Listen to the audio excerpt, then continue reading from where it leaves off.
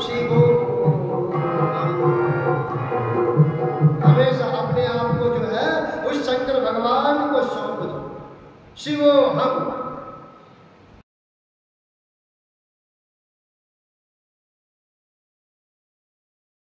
मेरे अंदर जो निवास कर रहा है वो मेरा शंभु है, एक मेरा शंभु है और मैं शंभु का हूं, इसके अलावा कुछ और नहीं है। ये माया ही ऐसी है, जितना हम इस माया में धंसते हैं उतना ये माया और हमें निगल जाती है। आज नारद जी जो है बड़े हर्ष के साथ पढ़ते हैं और आगे चलते हैं और वहां उनकी भेंट किससे होती है? शील निधि से। राजा शील निधि से भेंट होती है। राजा शील निधि से पूछते हैं कि यहाँ क्या उत्सव हो रहा है? कहा कि हे नारद, हे प्रभु, अहो भाग्य मेरे कि आज आप पधारे। आज मेरी बेटी का जो है स्वयंवर है, मेरी बेटी का स्वयंवर होने जा रहा है। हे प्रभु, अगर आप कृपा करते हो तो मेरी बेटी को शुभ आशीर्वाद प्रदान कीजिए। नारद जी गए, राजमहल में प्रवेश किया। जैसे ही राजमहल में प्रवेश किया, सामने शील निधि की पुत्री अति सुंदर, ऐसा लगता है कि संसार की सबसे सुंदर स्त्री हो। इतनी सुंदर स्त्री जिसका नाम ही है क्या? विश्वमोहिनी। जैसे ही विश्वमोहिनी को देखा, जो नारद काम मद मोह से परे हैं, आज ऐसी स्त्री को देखकर नारद जी उनके उन हाव भाव में डूब गए। उनके नैन नक्शों में डूब गए। अपनी तपस्या, विष्णु भगवान का नाम लेना, भगवान का भजन करना, कीर्तन करना, वो सब भूल गए। किसके लिए? स्त्री के लिए। स्त्री कौन है? मद मोह, लोभ, लालच, यही है स्त्री। स्त्री का प्रतीक है, स्त्री का अर्थ होता है कि लोभ, लालच, मद मोह में पड़ जाना। जैसे ही उस सुंदर स्त्री को देखा, मन में विचार उभरने लग गए। एक संत के मन में विचार उभर रहे हैं कि काश ये स्त्री हमारी धर्म पत्नी हो जाए। बोलिए नारद भगवान की जय। अब यहां पे पता चलता है कि हम जो भी हैं, हम जैसे भी हैं, उस परमात्मा की ही रजा है। वो परमात्मा ही है जो हमें ज्ञान देता है और वो परमात्मा ही है जो हमें अज्ञान देता है। इसलिए उस परमात्मा से बार बार निवेदन करते रहो कि हे परमात्मा, तुमने जो दिया है, जितना दिया है, हे प्रभु, अब वो भाग्य मेरे। बार बार उसका धन्यवाद किया करो उस परमात्मा का।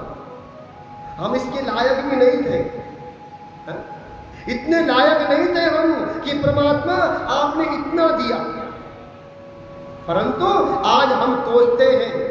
जरा सी मनोकामना पूर्ण नहीं हुई, जरा सी इच्छा पूर्ण न हुई तो परमात्मा को कोसने लग जाते हैं। इसलिए आज नारद उस स्त्री के चक्कर में पड़ गया, मन में विचार आने लग गया। राजा ने कहा कि प्रभु, मेरी पुत्री को आशीर्वाद दीजिए, इसका स्वयंवर होने जा रहा है, इसको जो सुंदर लगेगा ये उसी को वर चुनेगी। नारद हैरान हो गए, समय कम है, कुछ समय में ही कुछ ऐसा करना पड़ेगा कि ये जो है सुंदर सी कन्या मुझे वर चुने। नारद जी, अब इसके लिए क्या होगा? अब इसके लिए सोचा कि विष्णु भगवान ही है, मेरे इष्ट ही है जो मुझे इस नैया से पार लगाएंगे। भाग पड़े नारद जी के दरबार में, विष्णु भगवान के दरबार में। ध्यान से सुनो, किसको लेके जा रहा है? काम मद मोह, इसको लेकर भगवान के दरबार में जाएगा तो क्या भक्ति पूर्ण होगी?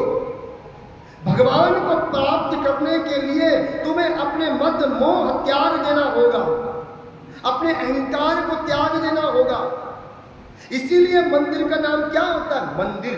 मन यानी अगर मंदिर को विच्छेद करे, मन धन दिर, जो मन के अंदर है वही मंदिर है। हम जब मंदिर में प्रवेश करते हैं, समझ लो हम अपने मन के अंदर प्रवेश कर गए। आज विष्णु भगवान के लोग जाते हैं और याचिका क्या है कि ये स्त्री मेरी हो जाए। कर्म कौन सा है? संत का। और संत के मन में ऐसे विचार, और वो भी विष्णु भगवान के चरणों में लेके जा रहा है। परंतु भगवान किसी को नाराज नहीं करते, किसी को निराश नहीं करते। हाँ, भक्त को जो है अवश्य सीख देते हैं। विष्णु भगवान समझ गए कि ये सब माया किसकी है? शिव शंकर भगवान की। ये सब लीला किसने रची है? शिव शंकर भगवान ने। कहा कि प्रभु, अगर आप मुझ पे स्नेह करते हो, अगर आप मुझ पे जो है दया रखते हो, तो इतनी कृपा कीजिए कि मेरा जो रूप है, इस रूप को सुंदर बना दीजिए। जैसे आप सुंदर हैं, उसी तरह आप मुझे भी सुंदर बना दीजिए। मुझे सुंदर बना दीजिए, अपना रूप मुझे दे दो। विष्णु भगवान ने तथास्तु कहा। हे भक्त, तेरा कल्याण हो। भगवान हमेशा ऐसे होते हैं जैसे कि माँ होती है। जब कोई बच्चा दवाई नहीं पीता है, तो दवाई पीते समय माँ क्या करती है? उस दवाई को निकालती है और अपने मुंह में डालती है और बेटे को दिखाती है, बच्चे को दिखाती है, देख मिठी हो रही है ना? परंतु माँ ही जानती है मिठी हो रही है कि नहीं हो रही है। परंतु उस पुत्र को कड़वा लग सकता है, परंतु उस कड़वापन के पीछे उसका इलाज भी तो है। उसी तरह भगवान होते हैं। जब भक्त अतः बुरे मार्ग पर चलने लग जाता है, गलत संगत में पड़ने लग जाता है, तो भगवान उसका निवारण अवश्य करते हैं। उस समय में दुख होगा, हमें परेशानी होती है, परंतु भगवान का इशारा हमें समझना चाहिए। नारद जी को तथास्तु कह दिया। अब नारद को कहा कि तुम्हारा रूप मेरे से भी ज्यादा सुंदर हो गया, अब तुम इस रूप से जो करना चाहो करो। चल पड़े। जब आधे रास्ते में जा रहे थे, तो उनके पीछे शिव शंकर भगवान ने अपने पार्षद, 2 पार्षद भी भेज दिए।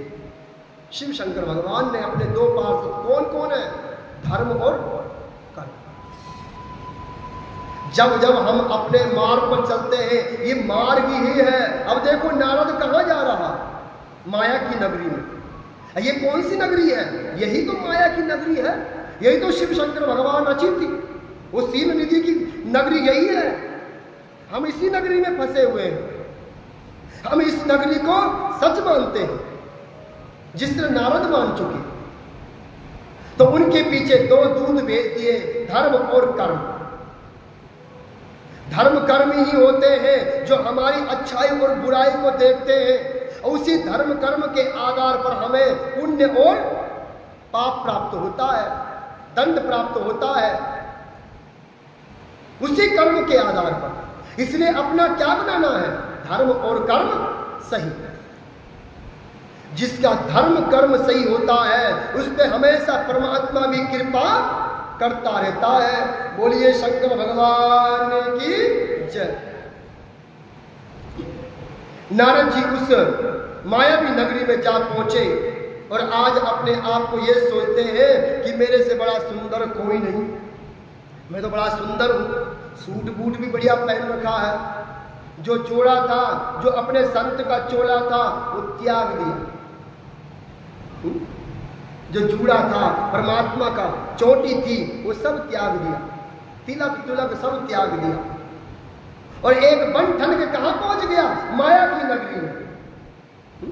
जैसे ही वहां पहुंचा, उनके पीछे भी 2 दूत चल पड़े। वो उनको देखकर हंसते हैं। नारद को देखकर, हमें देखकर कौन हंस रहा है? वो धर्म कर्म हंस रहा है। करता रहे तो पाप कर्म, करता रहे तो उल्टे आचरण, एक ना एक दिन तो चपेटे में आएगा। और जिस दिन चपेटे में आएगा, उस दिन जो है फड़फड़ाता रहेगा परंतु बचेगा नहीं। उसी तरह हम भी जो है इस लपेटे में आ रखे हैं और हम अपने आप को बड़ा सुखी मान रहे हैं। जैसे ही नारद आगे बढ़े, नारद जो है उस सभा में बैठ गए। वहां बड़े बड़े राजा आ रखे हैं, बड़े सुंदर सुंदर राजा वहां बैठे हुए हैं। उन राजाओं के बीच में भी नारद बैठ गए। जब नारद वहां बैठे तो उनके पीछे भी धर्म कर्म, देखो धर्म कर्म कहीं पीछा नहीं छोड़ रहा। जहां नारद जा रहा है वहां धर्म कर्म जा रहा है। चाहे तुम पाताल लोक चले जाओ, चाहे तुम धरती के नीचे चले जाओ, वहां भी तुम्हें धर्म कर्म नहीं छोड़ सकता। यही है जो हमारी अच्छाई और बुराई को भगवान तक पहुंचाता है। इसीलिए प्रतिदिन अच्छे कर्म करते रहो, अच्छे आचरण करते रहो, उस परमात्मा को मनाने की आवश्यकता ही नहीं पड़ेगी। अब जो है शील निधि की पुत्री जो रूपवान है वहां उस सभा में पहुंची, हाथ में माला है, माला लेकर अपने वर को ढूंढने लगी। जैसे ही अपने वर को ढूंढा तो ढूंढते ढूंढते नारद के सामने पहुंची और जरा सी मुस्कान लेकर आगे निकल गई। क्या समझा? हम जिसके पीछे भाग रहे हैं, हम जिसको प्राप्त करना चाह रहे हैं, उसको प्राप्त करने के बाद भी हमें खुशी नहीं।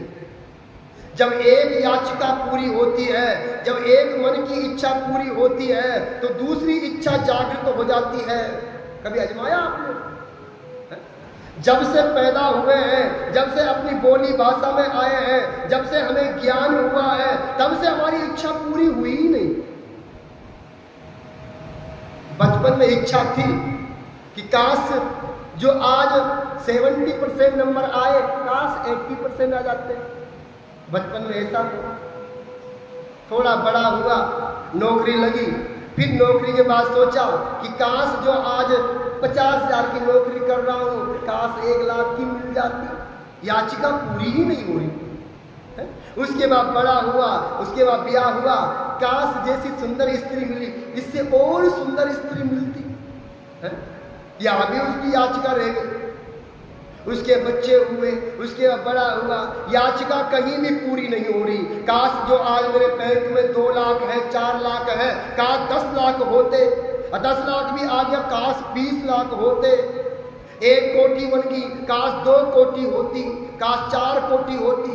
1 कार ले ली, काश 2 कार होती। याचिका बढ़ रही है ना, कभी पूरी नहीं होती। ये मन ही ऐसा है जो तुम्हें हमेशा फंसा के रखा हुआ है, ये हमेशा तुमसे काम करवा रहा है और तुम इसी के अधीन हो रखे हो। ये तुम्हें जहां नचा रहा है तुम वही नाच रहे हो। एक चोर था ना, एक गुरु भक्त था। गुरु भक्त था तो वो गुरु की सेवा किया करता था। तो एक दिन उसको एक मंत्र मिला। कैसा मंत्र मिला? भगवान का यानी एक मंत्र मिला कि उस मंत्र को पढ़ते ही एक जिन्न प्रकट हो जाता है, एक भूत प्रकट हो जाता है। तो जब भूत प्रकट होता है तो वो भूत जो है कार्य पूछता है कि बता क्या काम करूं। तो उस चेले ने जो है मंत्र पढ़ना शुरू कर दिया और भूत प्रकट हो गया। आ गया भूत, कहा बता क्या कार्य है, जल्दी बता। 1 कार्य बताया, 2 कार्य बताया, 3 कार्य बताए, सारे कार्य बता दिए। उस भूत ने जल्दी जल्दी से सारे कार्य पूर्ण कर दिए। और जब कार्य पूर्ण हो गए तो अब भूत को कहने लगा कि और कार्य दे, और बता, और क्या कार्य है। कहा कि अब जो है कोई कार्य नहीं है, अब मैं सारे कार्य हो गए। कहा अगर कार्य नहीं बताएगा तो यही मार दूंगा, कार्य बता। कौन कह रहा? भूत शिष्य से कि कार्य बता नहीं तो मार दूंगा। तो उसने कहा बड़ी अचंभ बात है, अब क्या करूं। तो अब कहाँ गया? गुरु के पास गया। गुरु से कहा प्रभु ऐसी सी बात है, मुझे गुरु मंत्र मिला, भूत माने आने का मंत्र मिला, मेरे सारे कार्य करा दिए और ये मुझे मारने के लिए बोल रहा है, अब क्या करूं। तो गुरु ने बड़ी सलाह दी। गुरु ने कहा कि एक डंडा ले ले, एक खंबा ले ले और बीच में गाड़ दे। अब बीच में गाड़ने के बाद बोल कि अब इस खंबे पे चढ़ता रहे और उतरता रहे, लगा रहे इस पे, है कि नहीं? तो अब जो है भूत उसी पर चल रहा है और उतर रहा है, चल रहा है उतर रहा है। उसी तरह हम भी हैं। ये मन जब हम एक कार्य करते हैं तो दूसरा कार्य शुरू हो जाता है, तीसरा कार्य शुरू हो जाता है, परंतु कार्य सभी समाप्त नहीं होता और लास्ट में ये हमें मार डालेगा। ये मन हमें मार देगा और किसी काम का नहीं छोड़ेगा। इसलिए इस मन को कहां लगाओ? वो भूत कौन है? वो भूत है मन। वो भूत कौन है? मन है। और वो जो खंबा गाड़ा हुआ है वो कौन है? शिव शंकर भगवान का नाम। उस भूत रूपी मन को कहां लगा दो? उस खंबे रूपे शिव शंकर भगवान के नाम में लगा दो। ये निरंतर अगर वहां कार्य करता रहेगा तो तुम्हारी बुद्धि भी भ्रमित नहीं होगी और तुम्हारा भगवान के प्रति प्रेम बना रहेगा। तो आज जो है नारद बड़ा अचंभ हुआ कि इस गुण निधि की पुत्री सी अतः विश्व मोहिनी ने मुझे जो है छोड़ दिया। आगे बढ़े तो सील निधि की पुत्री ने अपने हाथ में जो माला थी वहां पर एक सुंदर सा पुरुष विद्यमान था, उसके गले में डाल दी। बोलिए विष्णु भगवान की। नारद बड़े जोर जोर से विलाप करने लग गया, बड़ी जोर जोर से रोने लग गया। किसके लिए रो रहा है? स्त्री के लिए, मोह माया के लिए। अब देखो क्या होता है, विलाप करने लग गया। जब रोने लगा तो वहां पर जो दो धर्म और कर्म थे वो कहते हैं कि हे प्रभु, हे भद्र, जरा अपना चेहरा अपने दर्पण में तो देख लो, तुम्हारा चेहरा कैसा दिखता है। हमारा चेहरा जो है उस बंदर की तरह है। हम अपने आप को समझते हैं कि हम धनवान हो गए, हम प्रतिष्ठितवान हो गए, हमारे पास जो है इतना सारा धन रुपया पैसा आ गया और हम बड़े ही शांत हो गए, बड़े ही प्रसन्न हो गए। परंतु नहीं, जब तक तुम्हारा धर्म कर्म जो है संतुष्ट नहीं, तब तक चाहे तुम कितना भी धन रुपया कमा लो, सब व्यर्थ है। धर्म कर्म जोर जोर से उस नारद ऋषि पर हंसते हैं, कहते हैं कि अपने शकल को तो देखो। जैसे ही नारद ने अपने उस रूप को देखा, वो बानर सा भयानक रूप देखा, वहां पर ही चकित रह गए। बड़ा क्रोध हुआ नारद जी, बड़ा क्रोध होने लग गया और क्रोध करते करते कहां पहुंच गए?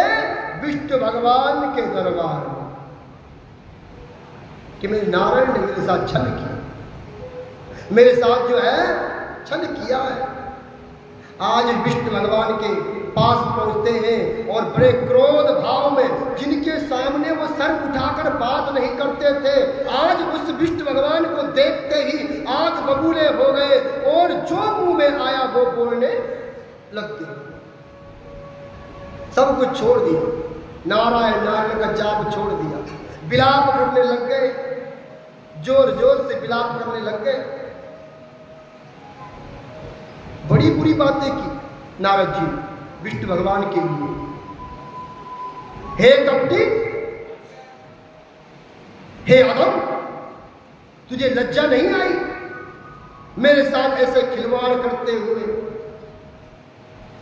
तू हमेशा से ही छलिया रहा है। किसको बोला? अपने प्रभु को। किसके लिए? मद मोह के लिए। एक लालसा पूरी नहीं हुई कि परमात्मा को धिक्कारने लग गया, परमात्मा को जो है कुछ शब्द बोलने लग गया। तू हमेशा कपटी रहा है, तूने हमेशा ऐसा ही कपट किया है। तूने देवताओं को अमृत पिला दिया और देवताओं को तूने जो है मदिरा पिला दी, ये भी तेरा कपट था। मैं सब जानता हूं परंतु बोलता नहीं हूं। तू कपटी है, तू किसी का नहीं हो सकता, इससे तेरा भक्त बनना भी बेकार है। नारद जी कहते हैं अपने इष्ट को। विष्णु भगवान बड़े प्यार से मुस्कुराए और सोचा कि हे प्रभु, हे शिव शंकर, आपकी अद्भुत माया है, आपकी अद्भुत लीला है। जब विष्णु भगवान को कई प्रकार के कुशब्द कह दिए, यहां तक कि श्राप भी दे दिया विष्णु भगवान को। किसने? नारद ने। श्राप क्या दे दिया कि जिस तरह से तूने जो है मुझे एक स्त्री से विच्छेद किया है, अलग किया है, उसी तरह तू भी दर दर जो है स्त्री के वियोग में भटकेगा। बोलिए विष्णु भगवान की जय। और जो तूने मेरा रूप बनाया है, बानर का रूप बनाया है, यही बानर तेरी सहायता करेंगे, यही बानर तेरे साथ रहेंगे। इसलिए हे विष्णु, मैं तुझे श्राप देता हूं। जैसे ही श्राप दिया, उसी समय शिव शंकर भगवान ने अपनी वो माया खींची। जैसे ही अपनी माया खींची, वहां पर नारद जी बड़ा जोर जोर से विलाप करने लग गए। बोलिए विष्णु भगवान की जय, बोलिए शिव शंकर भगवान की जय।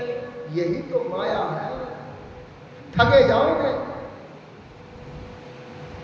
हम ठग रहे हैं इस माया में। जैसे ही नारद की माया को खींचा, नारद बड़े जोर से विलाप करने लग गया कि प्रभु, मैंने क्या अनर्थ कर दिया, अपने इष्ट को, अपने प्रभु को मैंने श्राप दे दिया, न जाने कितने कुधर्म बातें कह दी, फिर बाद में पछता के क्या। बोलिए सिंह बोलिए, हमेशा अपनी बोली को नियंत्रण कर की कथा में आया था। अपनी बोली को हमेशा हमेशा अपने अधीन में रखो, न जाने किसको ठेस पहुंच जाए, न जाने किसको चोट पहुंच जाए। हमें आक्रोश में आकर, क्रोध में आकर बोल तो देते हैं, परंतु बाद में बड़ा पश्चाताप होता है और बाद में पछता के उसका कोई भी अर्थ नहीं निकलने वाला। इसलिए जब जब क्रोध आए, जब जब आपका मन तीव्रता से बढ़ने लग जाए, अपने आप को शांत कीजिए और उस परिस्थिति से अपने आप को निकाल दीजिए। वहां पे आप जो है कुछ बोलने से रुक जाओगे, बच जाओगे, और बच जाओगे कि किसी को मैंने अपशब्द नहीं कहा। विष्णु भगवान की उस माया को देखकर, शिव शंकर भगवान की उस माया को देखकर आज नारद जी बड़ा विलाप करते हैं, जोर जोर से रोने लग जाते हैं कि मैंने ये क्या अधर्म कर दिया, मुझसे कैसा अपराध हो गया। विष्णु भगवान के चरणों में गिर गए, क्षमा याचना की, प्रभु क्षमा कीजिए। शांताकारं भुजगशयनं, शांताकारं भुजगशयनं, पद्मनाभं सुरेशं, विश्वाधारं गगनसदृशं, मेघवर्णं शुभांगं, लक्ष्मीकान्तं कमलनयनं, योगविद्यानगम्यं, वन्दे विष्णुभवहरं, सर्वलोकैकनाथं। विष्णु भगवान कैसे? शांत स्वभाव, निर्गम स्वभाव। कोई बोल भी रहा है तो बोलने दो, बाद में जब शांत होगा तो अपने आप पश्चाताप करेगा। शांत आकारम भुजगशयनम, शांत आकार के उनके चरणों में गिर गए, कहा प्रभु मुझे क्षमा कीजिए। कहा कि मैं क्षमा नहीं कर सकता, तुम जो है शिव शंकर भगवान के लोक जाओ और शिव शंकर भगवान ही तुम्हें क्षमा करेंगे, वही निर्धारित करेंगे कि तुम्हें क्या दंड दिया जाए। नारद जी बड़े डर डर कर शिव शंकर भगवान के लोक गए। आज जो अपने ऊपर बड़ा घमंड था, बड़ा अहंकार था, मद था, आज जो ब्रह्मास्मि का शब्द गूंज रहा था कि मैं बड़ा प्रतिष्ठित हूँ, मैं बड़ा धनवान हूँ, मैं बड़ा ज्ञानी हूँ, वो सब ज्ञान धरा का धरा रह गया और अपने सर को नीचे करके कहाँ पहुंचे? शिव शंकर भगवान के दरबार में। अब मिलेगी भक्ति, अब भक्ति जागृत होगी। भगवान को पाने के लिए कैसा होना चाहिए? धैर्य, शांत। जब तक तुम शांत नहीं हो, जब तक तुम्हारे अंदर विकार है, तब तक परमात्मा प्राप्त नहीं हो सकता। लज्जित मुंह से आज शिव शंकर भगवान के दरबार में जा पहुंचे और कहने लगते हैं, प्रभु मैं आपके दरबार में आया हूं, मेरा बेड़ा पार कीजिए। भज मन राम चरण सुखदाई, ओ भज मन राम चरण सुखदाई, भज मन राम चरण सुखदाई, भज मन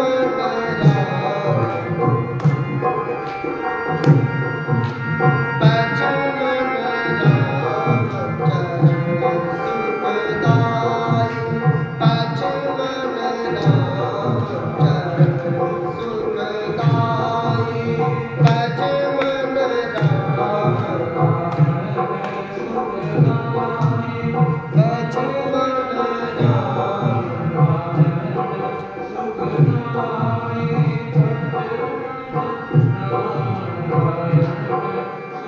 दाई, राम चरण सुखदाई,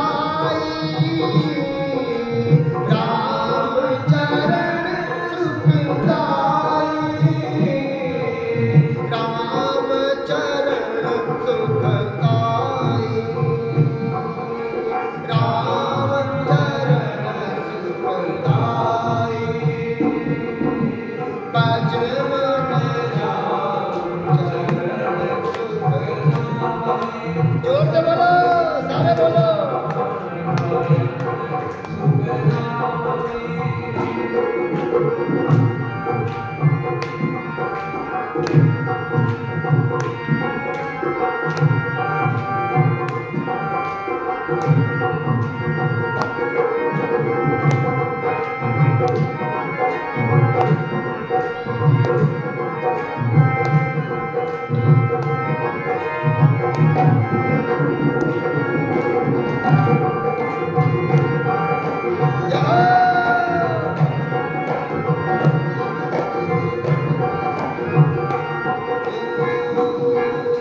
जिन चरणन से निकली सांकरी, शंकर जटा समाई, शंकर जटा समाई,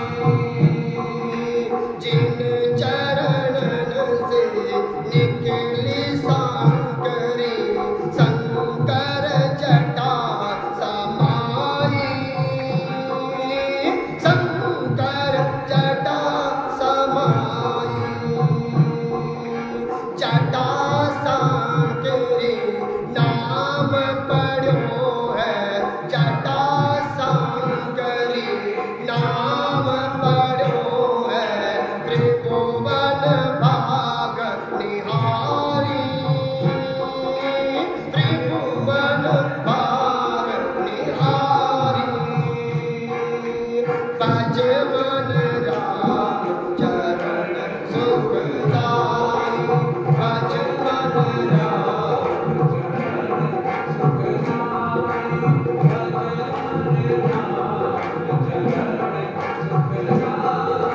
भज मन राम चरण सुखदाई, भज मन राम चरण सुखदाई, ओ भज मन राम चरण सुखदाई। सबसे बड़ा सुख किसमें? राम के चरणों में। है? सबसे बड़ा सुख अगर प्राप्त करना है, अगर चाहते हो कि जीवन में कभी दुख ना रहे, कभी किसी चीज का संताप ना रहे, वो क्या है? राम का चरण। ये माया नगरी है, यहां तो पल पल पग पग पर तुम्हें दुख ही उठाना पड़ेगा। जितना जिसके लिए करोगे उतना दुख अधिक होगा। पुत्र से अगर अधिक मोह रखोगे तो पुत्र से ही दुखी होना पड़ेगा। धन से अगर ज्यादा प्रेम करोगे तो धन से ही दुखी रहना पड़ेगा। इसलिए सबसे बड़ा सुख अगर प्राप्त करना है तो भगवान शिव शंकर भगवान के चरणों में है। मात्र नाम का आधार, नाम का जाप, इस नाम को जपते रहो, उस परमात्मा का ध्यान भजन कीर्तन करते रहो। नारद ने यही तो भूल की, भटक गया अपनी माया से, अपनी उस भक्ति से भटक गया और कहां पड़ गया? माया के चक्कर में। और जब माया के चक्कर में पड़ा तो दुखी हुआ, तो विलाप हुआ। पहले विलाप नहीं था, जब माया में गिरा तो विलाप हुआ। अगर विलाप सहना करते हो, अगर विलाप लेना चाहते हो तो माया में रहो।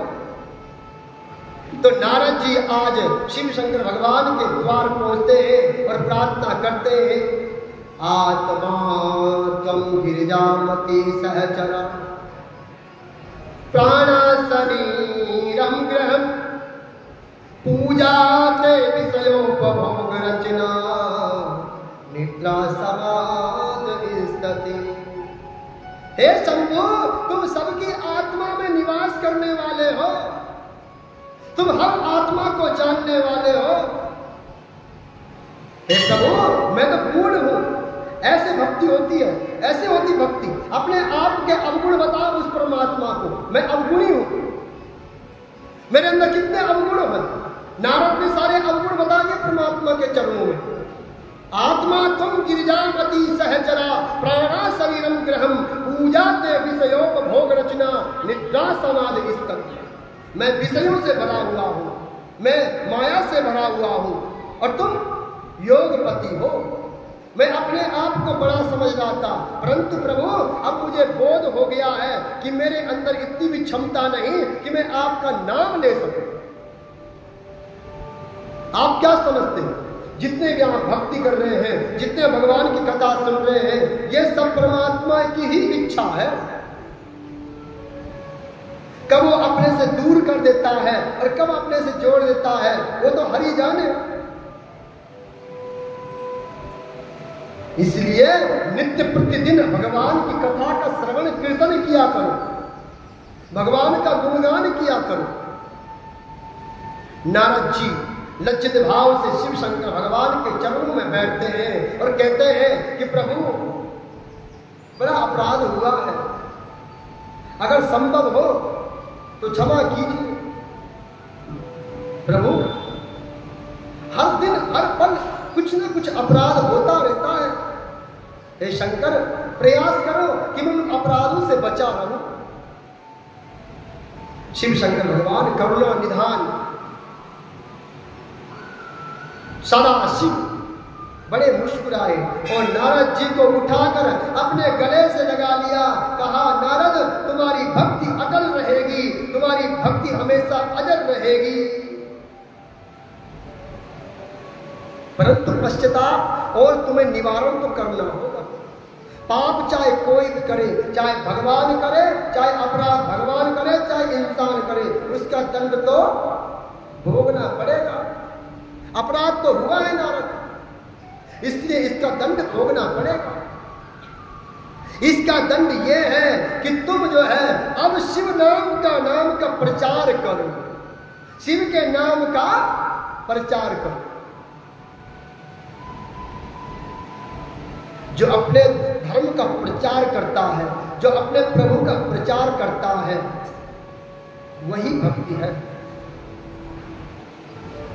हम जब चुगली करते हैं ना, तो चुगली में भी वो आना चाहिए। चुगली किसकी करनी है? उस परमात्मा की। जब 2 जने बैठे, 4 जने बैठे, तो चर्चा छेड़ दो उस परमात्मा की। अरे बड़ा निठुर है वो, सुनता नहीं है, बड़ा रुलाता है वो, ऐसी चुगली करो उसकी। अगर कोई चर्चा करनी है तो उस परमात्मा की चर्चा छेड़ दो। और जहां पर किसी की परनिंदा हो रही हो, जहां पर बुराई हो रही हो, वहां से निकल जाओ, बच लो वहां से। वही पाप की गठरिया है। नारद जी को आदेश दे दिया कि तुम जो है शिव शंकर भगवान के नाम का प्रचार करो। नारद जी चल पड़े और चलते चलते पर्वतों की तरफ, कंदराओं की तरफ, हर जगह हर जीव को शिव नाम का रसपान कराने लग गए।